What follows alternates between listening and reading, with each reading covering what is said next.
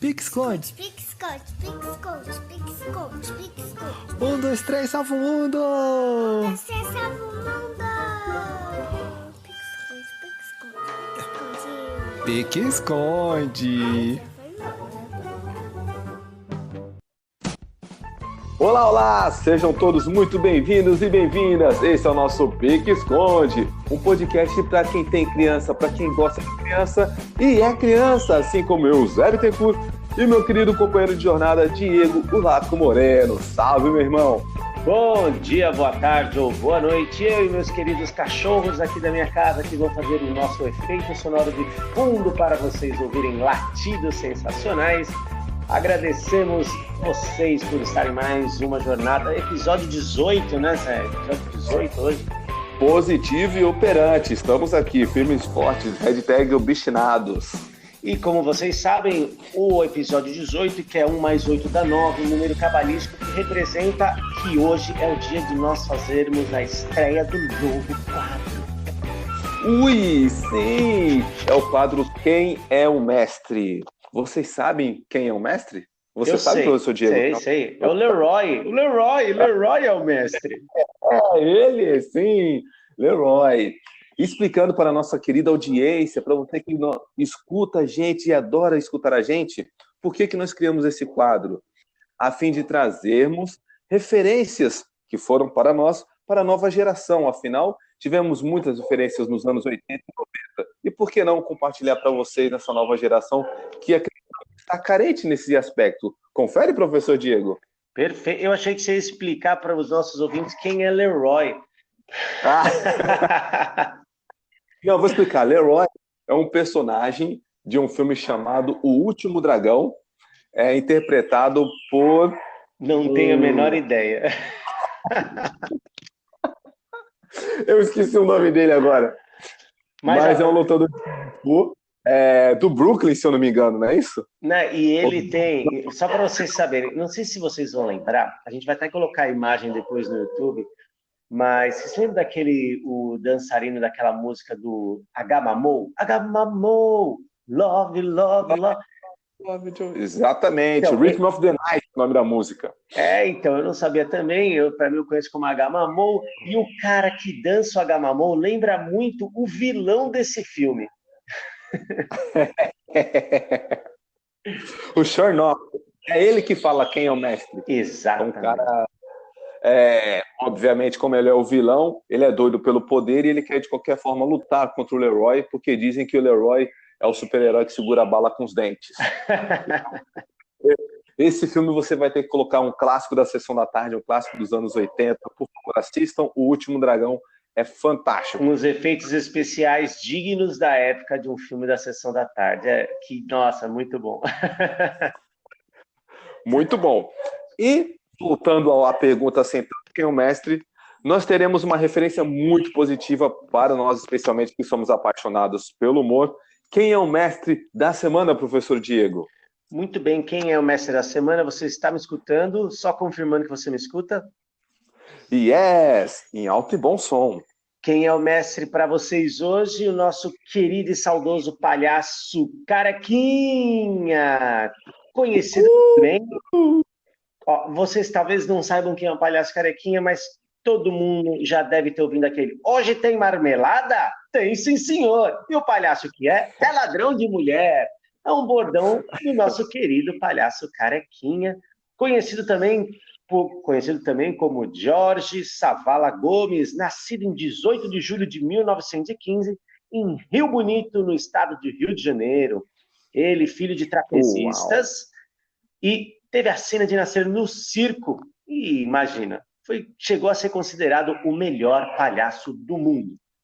Agora, e olha só, Zé, diz a lenda que ele falava nas suas entrevistas que a mãe dele teve contrações do parto enquanto estava caminhando no arame, em pleno picadeiro. Aí levaram eles para as barracas, lá nos camarins, e ela deu a luz para ele nos bastidores do circo peruano, que pertencia ao avô materno do palhaço Carequinha, que com 2 anos perdeu o pai e foi criado pelo padrasto que o encaminhou para a profissão de palhaço. Agradecemos a ele.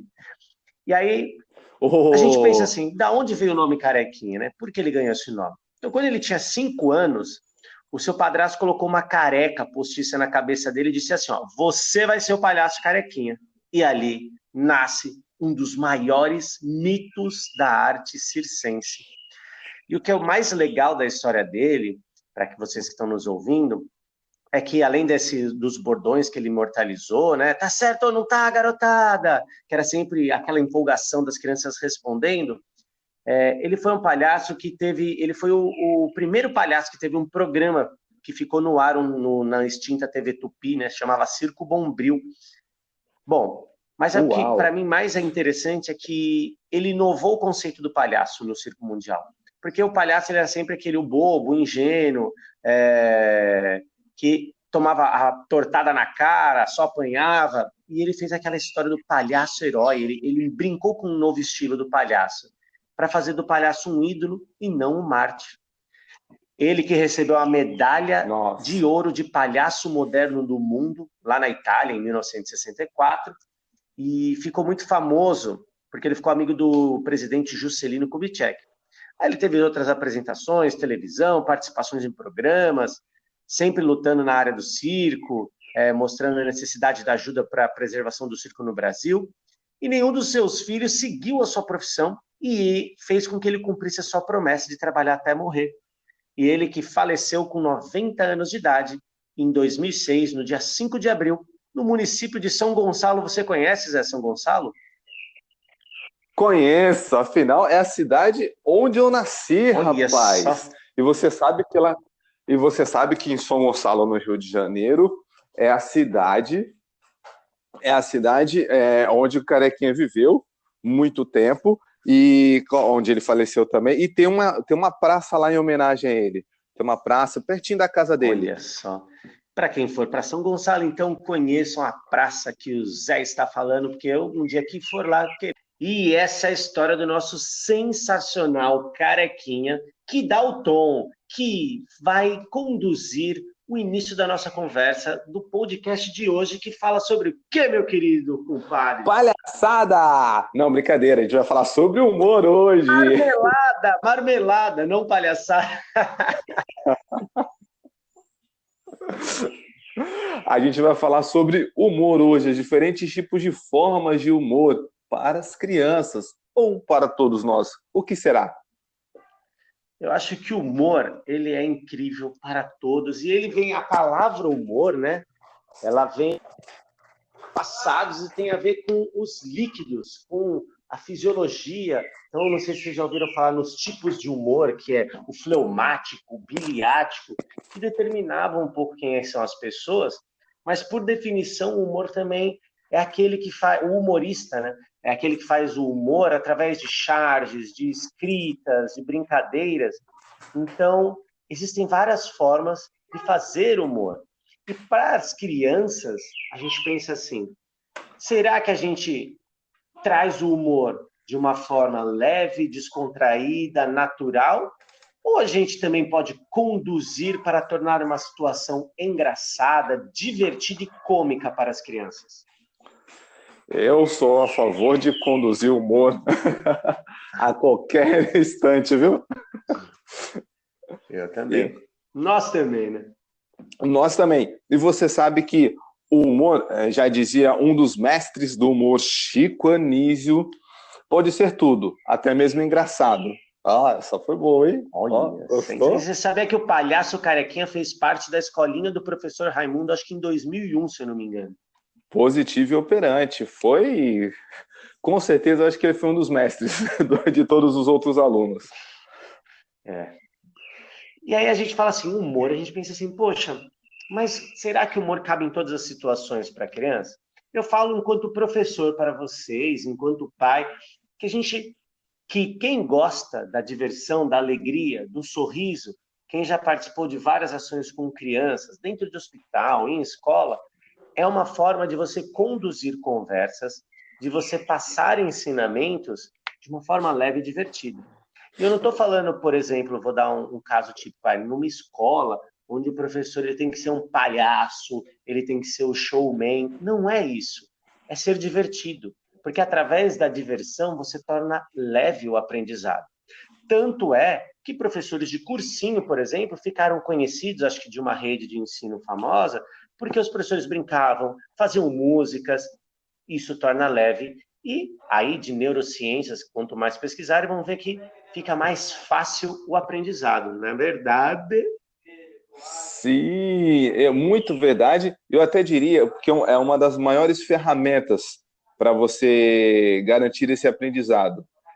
Você chega para as crianças e quando você quer passar algum conceito, alguma coisa do tipo, quando você chega dessa forma leve, quando você chega dessa maneira, como podemos dizer, extravagante, as crianças vêm com um brilho nos olhos, elas entram na gargalhada e, obviamente, elas aprendem aquilo que você está querendo passar para elas. E é muito, muito satisfatório. E quando você faz... O jardineiro é Jesus e as árvores são nós. Eu queria falar um satisfatório com sensacional e saiu isso, vocês viram, né? Sensacional.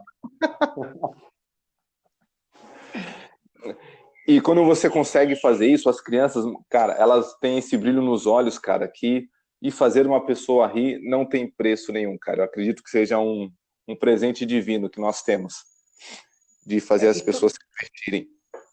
Eu vou mostrar um outro lado, por exemplo. Eu brinco muito. Então imagina, meu pai, quando me vê às vezes cuidando do meu filho, ensinando ele, conversando com ele, eu sempre termino numa brincadeira. Normalmente é isso, até mesmo numa situação que eu teoricamente precisaria fazer uma repreensão na visão dele, alguma coisa assim.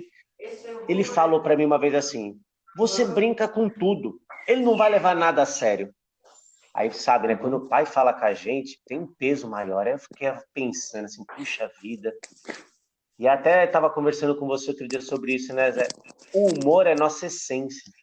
Então eu fico pensando, por que não usar essa ferramenta que nós acreditamos, fazemos com tanta vontade, ela se torna tão verdadeira que é um caminho.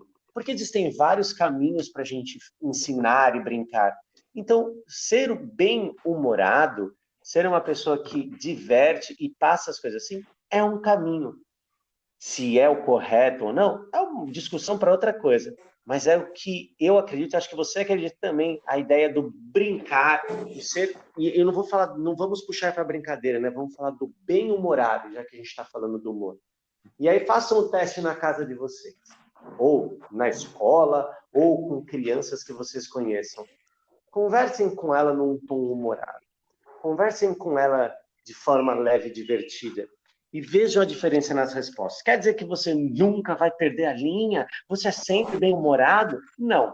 Porque aí seria colocar uma máscara de palhaço, o menor nariz, na menor máscara, enfim, colocar uma máscara que esconda suas emoções. E não é verdade isso. Ser bem-humorado não significa esconder as suas emoções para os outros. Muito pelo contrário, é você mostrar todas as suas fraquezas, mostrar você como você mesmo. Tem uma frase que o Márcio Balas, o mestre dos palhaços, ele diz, né, que o nariz não é a melhor máscara, não é a menor máscara, perdão. É a melhor não máscara, porque o palhaço é o que te revela. Exato, eu vi esse podcast, o episódio dele, já ouvimos os 200 e não sei quantos episódios, a gente chega lá. Nós zeramos, podemos dizer que nós zeramos o Balascast. E, cara, então acredito muito nisso, nessa questão do caminho do bom humor, e é o que rege a gente, é o que leva a gente a construir nossas relações, não somente com as crianças, com as pessoas, e acaba sendo uma marca nossa. E por que não seguir esse caminho? E como você falou, certo ou errado, aí é uma outra questão filosófica, mas é o que a gente acredita e é o que a gente vai sempre levar no nosso coração. Não, e até pensando, conferidíssimo, porque eu vejo assim, quando a gente vai falar de humor, é o caminho, é uma forma de trabalhar com as crianças, o mundo por si só, ele já busca um equilíbrio constante. Então, nós constantemente, a gente só sabe o que é divertido porque a gente sabe aquilo que não é. A gente só sabe algo que nos entristece porque a gente também consegue comparar com algo que nos alegra. E quanto mais experiências a gente tem disso, mais rico nós crescemos enquanto ser humano. Que conseguimos ter mais empatia, conseguimos saber aquilo que nos faz bem. E para nós que acreditamos no divertimento, no humor, nosso papel é mostrar esse lado da alegria frente às situações. Porque se uma criança não teve uma experiência como aquela, aquilo pode ser marcante e ser determinante na formação de um caráter, de tomadas de decisões futuras. Isso nós nunca saberemos, porque uma atitude nossa muda. E aí eu vou dar o exemplo de um hospital. Quando eu fazia a recreação hospitalar, então um trabalho semelhante ao Doutores da Alegria, nós entramos num quarto com o objetivo de alegrar, de trazer algo bom, por todas as respostas boas e positivas que trazem aquilo para uma pessoa que está internada, para que ela veja que frente a uma situação não tão agradável, ainda assim existe uma nova perspectiva. E isso cabe para tudo. Então, para uma criança, num momento escolar, num momento pandêmico, num momento de raiva, enfim, num momento de perda, de frustrações. Então, será que eu preciso sempre olhar de uma forma negativa frente a uma situação negativa? Ou será que eu consigo achar essa veia do lado bom da vida numa perspectiva positiva? É nisso que eu acredito para as crianças e para os adultos também. E você? Concordo plenamente. Eu até diria que isso são frases sagradas, porque está até escrito lá na palavra, não é mesmo? Em tudo dai-vos graças e tudo concorre para o bem. Então, se tudo concorre para o bem, até aquilo que a gente acredita que seja um sofrimento, alguma coisa assim que esteja nos prejudicando, aquilo tem algo de positivo e você se apega nisso, nesse pouquinho de positivo e transforma tudo num cenário maravilhoso. Ó, demais, hein? Bonito. Vou até escrever aqui. Ah, não, tá gravado, então não preciso. E não somente nesse registro que você tem, que é uma passagem bíblica, mas em outras culturas também, se a gente for olhar, sempre tem um dos deuses, um das deusas, enfim, dentro da mitologia, que está mais relacionado ao lado do humor. Tanto que no teatro a gente tem lá, né, os patronos, tem nas religiões alguém que rege esse lado mais cômico, mais brincalhão. Então, a gente tem, por exemplo, na mitologia africana, os erês, né, as crianças, que remete à alegria da vida. A gente tem, na mitologia nórdica, o Loki mesmo, que é um brincalhão. Tem algumas culturas, se eu não me engano, nativo-americanas do norte da América, que tem os tricksters, né, as pegadinhas, os que brincam. O próprio Nasruddin, que é um mestre sufi, usa muito do humor nas suas respostas de uma forma reflexiva. O bobo da corte e por aí afora. A gente tem ensinamentos tão antigos. Então, a gente pega aí de mais de 2.000 anos, 2021, vamos dizer assim, que vamos pensar que é o ACDC, para trás e para frente, a gente tem e vai procurar, vai achar registros de palavras, de ensinamentos, de escritas, de conversas, mostrando o quê? Cara, olha aqui, segue por esse caminho, o caminho do bom humor, da alegria, porque também vai ter quem vai te mostrar o outro lado, que pode te levar assim, poxa, é algo ruim, veja como algo ruim. E também não está errado, cabe a você, não é aquilo, aí olha só, hein, agora um pensamento estoico, não é o que acontece com você que vai determinar as coisas, e sim o que você faz com aquilo que lhe aconteceu que vai determinar. Pois as suas escolhas são apenas sua responsabilidade, e não o que os outros fazem ou dizem, responsabilidade sua. Eita, né? Uau. Achando que só você tem conhecimentos das escritas antigas? Rapaz, que demais, hein? Rapaz, hoje, além de humor, estamos filosóficos hoje, não? Eu diria. Filosófico, olha, cabe até um novo podcast, humor filosófico. Mas aí a gente tem que estudar muito. Ah, olha só, agora eu vou fazer uma passagem pessoal para vocês, hein? Eu entrei como aluno de uma matéria especial da pós-graduação da Unifesp, e eu vou ter uma matéria lá com um professor que eu gostei muito. Quem sabe ano que vem acompanhem os nossos podcasts, eu vou atualizando vocês, eu consigo entrar num mestrado de Ciências da Saúde, direcionado com uma linha de pesquisa para arte e saúde. Então, mandem sempre Uau. boas energias, porque quanto mais eu estudar, melhor eu e o Zé vamos fazer as coisas. E a matéria, sabe como é que chama? Arqueologia da presença. Uau! É, Aí sim. Presente, estarei presente também. eu também, vou estar em arqueólogo. Mas aí eu vou atualizando vocês, porque como nós temos vários quadros, né? Temos o quadro Quem é o Mestre, então vão surgir referências. Nós temos... E acabei falando isso porque o meu professor lá, um deles, ele é palhaço, que já foi do Doutores da Alegria, ele é professor de Educação Física e músico. Então eu vou ter quem é o meu mestre nessa posição é um cara que vai me ensinar muita coisa, assim espero. Uau, hein, cara? Pelo amor de Deus, cara. Que é isso? Esse é o mestre mesmo. Palhaço, educador físico e músico. Aí o que não vai faltar é repertório para você, hein? Para nós, porque você acha que eu não vou compartilhar tudo com você? Leleque, leque, leque. E por falar em quadro, estamos finalizando o nosso podcast de hoje e a gente vai encerrar com aquele quadro batuta, o Olho de Tandera, onde a gente sempre indica um livrinho super bacana para as crianças, para o papai e a mamãe ler junto com seus filhos. E aí, professor Diego, você imagina qual vai ser o nosso livro de hoje, nosso momento Olho de Tandera? Olha, eu posso até imaginar. Eu acho que a gente podia aproveitar também e começar a fazer nosso merchan, né, Zé? Para a gente divulgar nossos trabalhos com as crianças, já que a gente está estreando vários novos quadros. O que você acha da gente divulgar nossos trabalhos profissionais? E por que não agora, neste exato momento? Estamos com o exímio contador de histórias, Diego Lacomoreno. Olha ele aí, ó, falando com vocês. Então agora o momento merchan nosso, que é, para quem não conhece, quem quiser conhecer, entre lá no meu Instagram, @4atividades, escrito por extenso, e lá vocês verão, essa é minha empresa que trabalha com contação de histórias enquanto apresentação, seja para uma escola, para um evento empresarial, para adultos, para crianças, mas também workshops, então treinamentos para professores, treinamentos para empresas, desenvolvendo o potencial criativo das pessoas, o melhor que elas podem fazer. Então, essa é uma das atividades que eu tenho.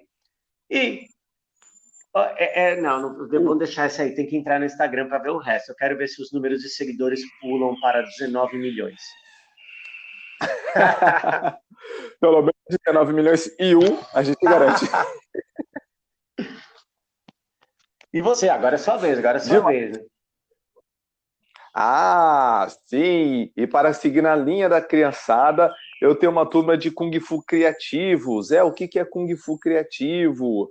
São técnicas de atividades físicas utilizando elementos do Kung Fu para as crianças de um jeito mais divertido, estilo Kung Fu Panda. Se você já assistiu Kung Fu Panda, então é essa linha que a gente segue, brincando muito com a criançada.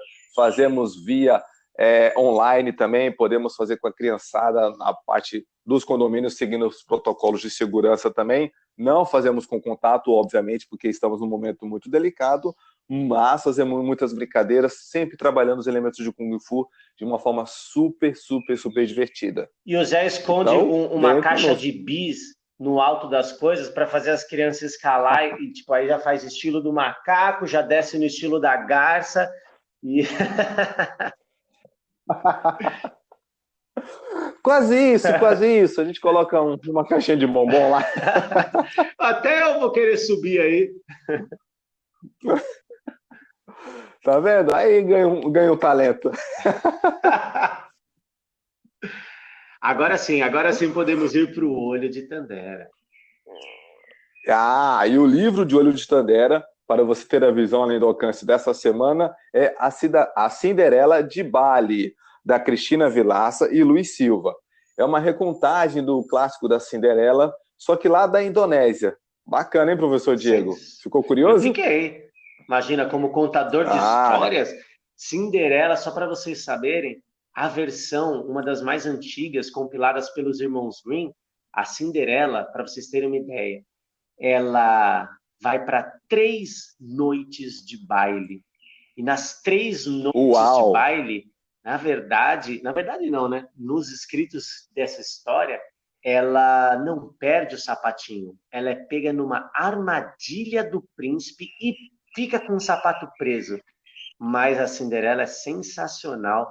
Quem puder um dia, escute. Eu estou até reativando, por conta do nosso podcast aqui, que eu acho tão legal, eu estou reativando o meu de contação de histórias para o dia a dia. Quem sabe um dia eu não gravo essa versão da Cinderela mais antiga, ou até mesmo lá no meu Instagram, que tem essa versão, então vocês podem ver o meu rosto contando essa história para você.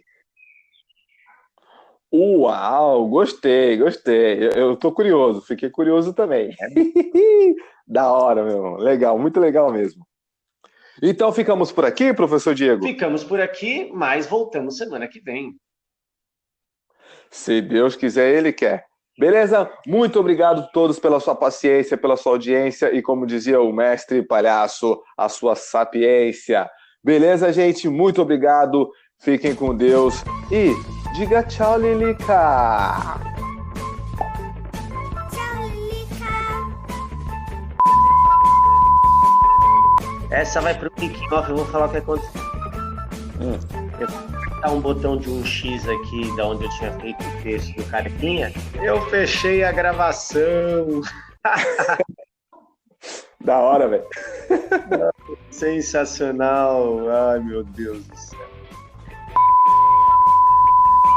Terminou. Agora acabou. Tchau, preguiça. Tchau, sujeira. Adeus, cheirinho de suor. Lava, lava.